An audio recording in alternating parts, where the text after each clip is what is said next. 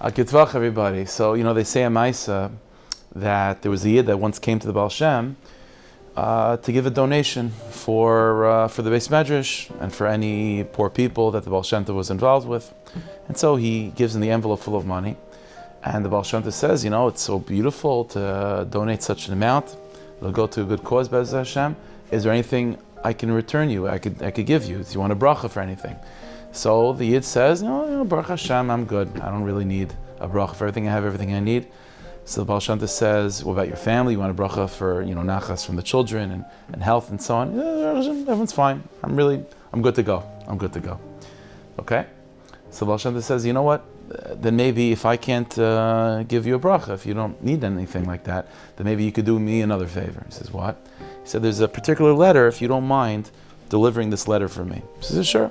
So Baal Shem Tov goes to the other room, writes a letter, puts it in an envelope, and gives it to this Yid. And he says, I want this to be delivered to a Mr. Tzadok, that's the name of the person, Mr. Tzadok, who's the Gabbai Tzedakah, is the head of the charity fund in the city of Brod. Now, the city of Brod was not where this person was from. It was one of the neighboring cities, but this is a businessman, he travels a lot. So Baal Shem Tov said, if you find yourself in the city of Brod, Hashem, if you could deliver this letter to Mr. Tzadok, the head of the Tzedakah fund of the city. So sure. So the person, doesn't think twice about it, puts it in his coat pocket, and that's it. Okay. Meanwhile, the guy goes back home, forgets about the letter. Days go by, weeks, months, a couple years, and slowly but surely his business takes a turn, unfortunately. He begins to lose businesses, he begins to lose his parnasa, to the point of where he's mamish broke. And he can't explain why, but things just began to unravel. Mamish began to unravel. And so things are deteriorating more and more to the point of where now he has to sell assets, and even his home he has to sell to buy a more modest apartment, and even his silverware. He has no choice. He has to start selling things, and to the point of where it got to the point where he's literally selling his own clothing. And so one day he's going through his closet to look for anything that he can possibly sell, and he finds this old coat of his that's tucked away in the end of the closet. So he takes it out, he figures, okay, it'll be worth something. So he begins to try to, clear out the pockets, make sure that it's good to be, to bring to the market. And he notices in one of the pockets inside there's a letter. And he pulls out the letter, and it hits him like a ton of bricks.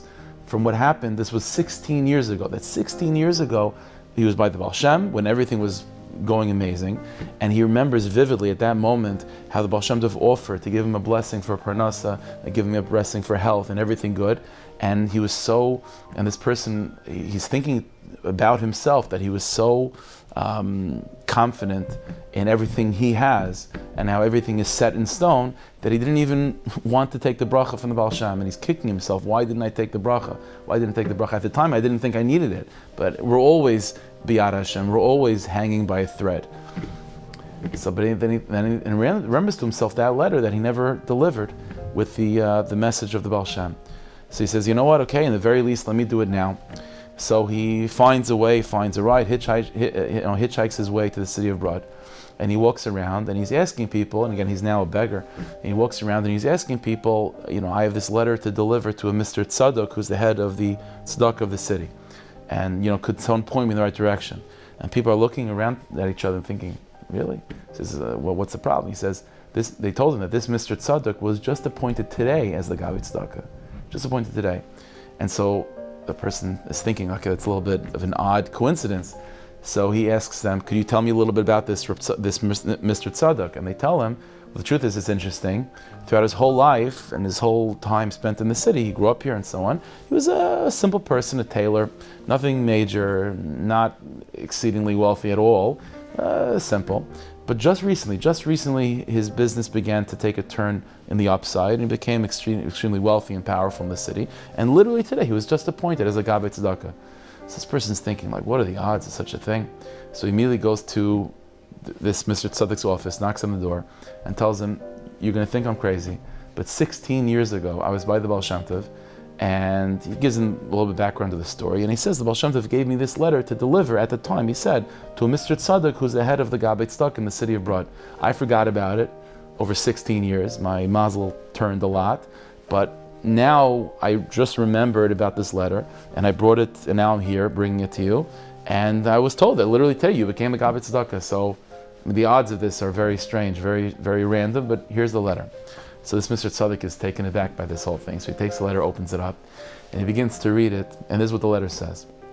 It says, I, Yisrael Baal Shem Tov, am writing to you, Mr. Tzaddik, and the person I sent as a messenger to deliver this to you is someone who right now is very successful in his business, but I'm seeing that his mazel is going to turn, and he's going to get to a point of where he's in desperate need of help.